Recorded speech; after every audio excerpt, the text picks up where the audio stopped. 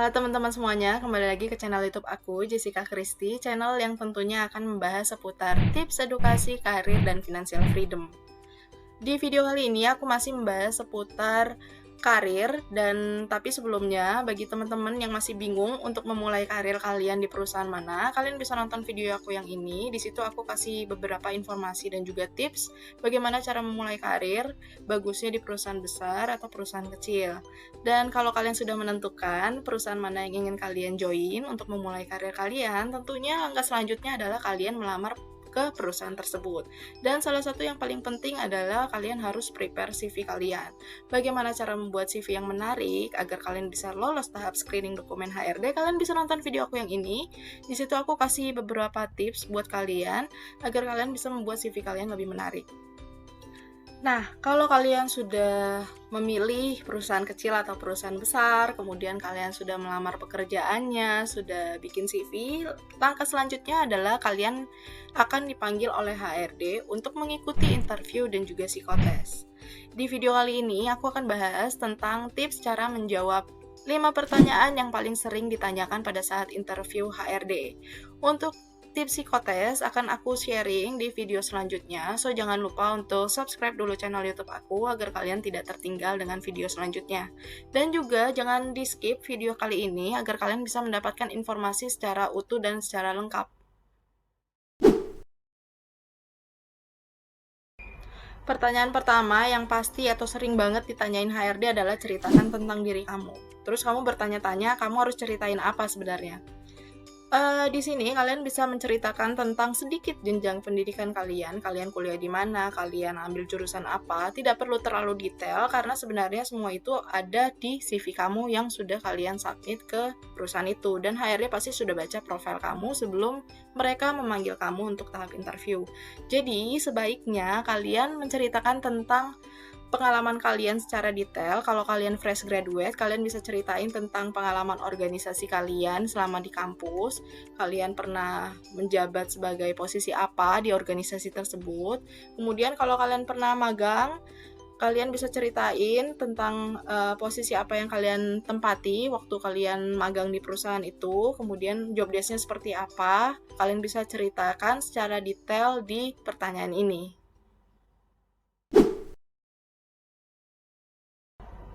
Pertanyaan kedua adalah pertanyaan yang paling sering banget muncul, itu apa kelemahan dan kelebihan yang kamu miliki? Dan di pertanyaan ini banyak banget orang yang nggak bisa jawab. Mungkin ada yang bisa jawab kelebihannya, tapi tidak dengan kekurangannya, atau sebaliknya, atau bahkan tidak tahu keduanya juga ada. Dan tips dari aku, buat kalian yang mau jawab kelebihan, kalian bisa memberikan informasi dari diri kalian, kelebihan apa yang kalian punya yang berhubungan dengan posisi yang kalian lamar. Contohnya nih, misalnya kalian lamar sales, kalian bisa menjelaskan kalian itu jago berkomunikasi, kalian jago bernegosiasi, sehingga kalian bisa mempengaruhi orang-orang sekitar kalian untuk membeli produk yang kalian jual. Atau kalau kalian mau menjawab kelemahan, usahakan jawablah dengan yang tidak berhubungan dengan posisi tersebut, dan juga disertai dengan tindakan untuk memperbaiki kelemahan kalian. Misalnya, saya orangnya pelupa, tapi saya melakukan atau membuat to-do list setiap hari, kegiatan apa yang harus saya lakukan, saya kerjakan hari itu, dan men-set alarm sebagai reminder saya. Atau mungkin kalian time manajemennya buruk, tapi kalian sudah membuat skala prioritas dan juga berdasarkan urgensinya, jadi kalian tahu mana yang harus dikerjakan terlebih dahulu, yang urgent yang mana, yang penting yang mana.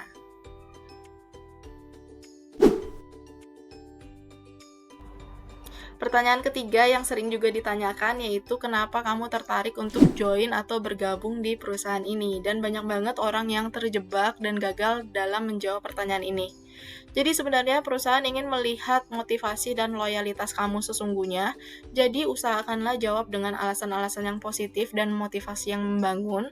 Contohnya seperti kalian juga bisa menjelaskan pengetahuan yang kalian punya tentang perusahaan itu, misalnya saya tahu perusahaan Bapak adalah perusahaan otomotif yang sedang berkembang, sedang bertumbuh, dan prospeknya juga ke depannya saya yakin akan bagus dan sesuai dengan visi misi perusahaan dan bakat dan background pendidikan saya ingin berkontribusi lebih, saya ingin menjadi bagian dari perusahaan Bapak untuk bisa memajukan perusahaan ini lebih baik lagi ke depannya. Jadi usahakanlah memberikan jawaban dengan alasan yang positif dan juga motivasi yang membangun agar perusahaan bisa melihat bahwa kalian memang ingin dan tertarik untuk join di perusahaan tersebut. Pertanyaan keempat adalah pertanyaan yang sering juga muncul pada saat kalian interview, yaitu apa rencana kalian 3-5 tahun mendatang.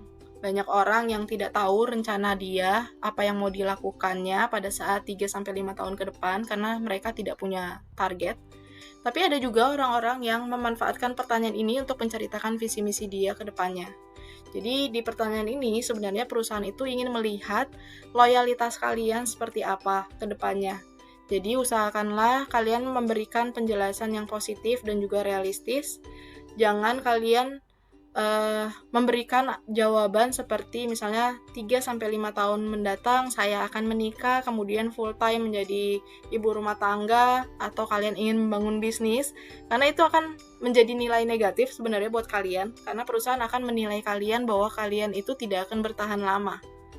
Jadi sebaiknya berikanlah jawaban yang lebih positif dan realistis seperti misalnya 3-5 tahun mendatang saya akan mendevelop diri saya agar saya layak dan pantas dari staff menjadi supervisor, kemudian 5 tahun mendatang saya akan menjadi seorang manajer dan sebagainya.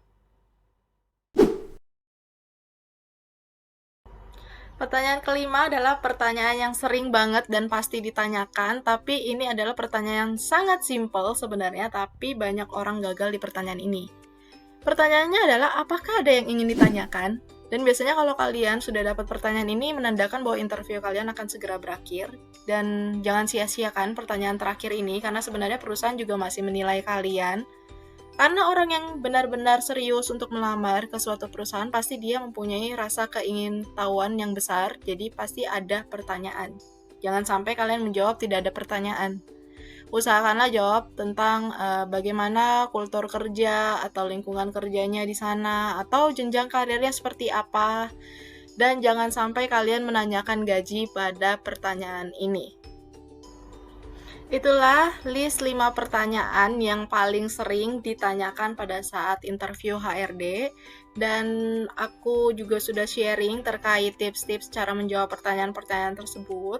Dan kalau kalian sudah lolos dari interview HRD, biasanya kalian akan lanjut ke interview user atau interview direktur, biasanya juga ada. Dan interview user biasanya pertanyaannya tidak akan seperti itu lagi, karena biasanya user sudah memberikan pertanyaan terkait studi kasus, jadi untuk melihat bagaimana pola pikir kalian, analisa kalian terhadap suatu masalah. Jadi setelah kalian interview pun juga pasti akan lanjut ke tahap selanjutnya, juga masih ada psikotes dan tips menjawab psikotes atau kesiapan diri kalian mengikuti psikotes. Aku akan share ke video yang selanjutnya, jadi jangan lupa untuk subscribe dan aktifkan tombol loncengnya agar kalian tidak tertinggal dengan video yang lain. Dan kalau kalian suka dengan video seperti ini, jangan lupa untuk klik like, share juga ke teman-teman kalian yang mau ikut interview, dan juga kalian bisa komen untuk sharing pengalaman kalian interview HRD. Semoga bisa berbagi informasi juga ke teman-teman yang lain, dan good luck untuk kalian, semoga berhasil, dan terima kasih sudah nonton sampai akhir, dan sampai jumpa di video selanjutnya.